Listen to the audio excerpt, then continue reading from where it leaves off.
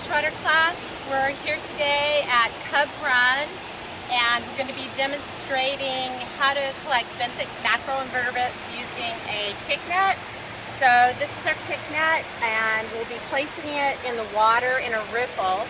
But the first thing I want to do is give you sort of a view of the stream. So the first thing you do when you get to the stream is try to do an assessment of stream conditions and look at how much,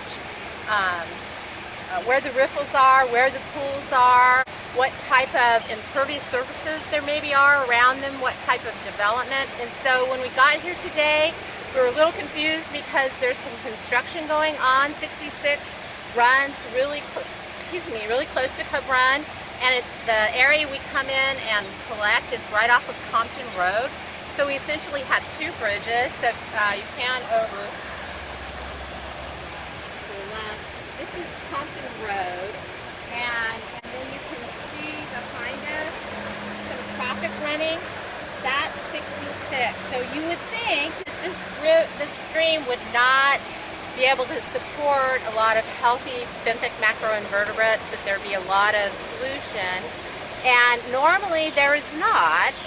But today, because of the construction that's going on 66, there's some sediment-filled water that seems to be running down in the stream. I think you can see from this view over on the far side of the stream, it's very muddy and sediment-filled, but luckily we've got some clear water running on this side so we can do our collection. So you can see that the stream, the water level is quite low. We haven't had any rain in probably 4 or 5 days.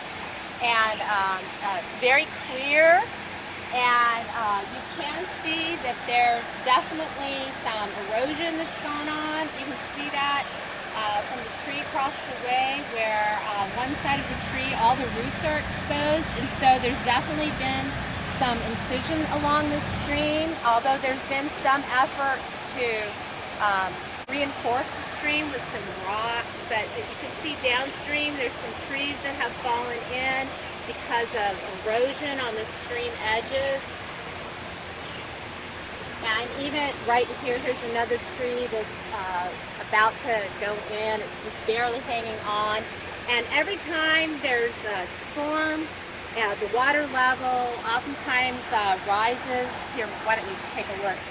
See the erosion over here? The water level will rise and go up over the stream top. So this is not a very healthy condition for streams. Streams that have good health tend not to have incisions that are straight down. The stream edges tend to be very gradually rising, and that helps to reduce the energy that is coming out of the discharge from a storm much more gradually, instead of cutting into the stream edges and ruining them and causing trees and stuff to fall in. So anyway, you can still see though there's a lot of vegetation. This particular section of the stream is shaded, so the water will tend to be cooler here than in Bull Run, where we do our other collection, as a result. So now I'm going to go upstream and we're going to demonstrate collection.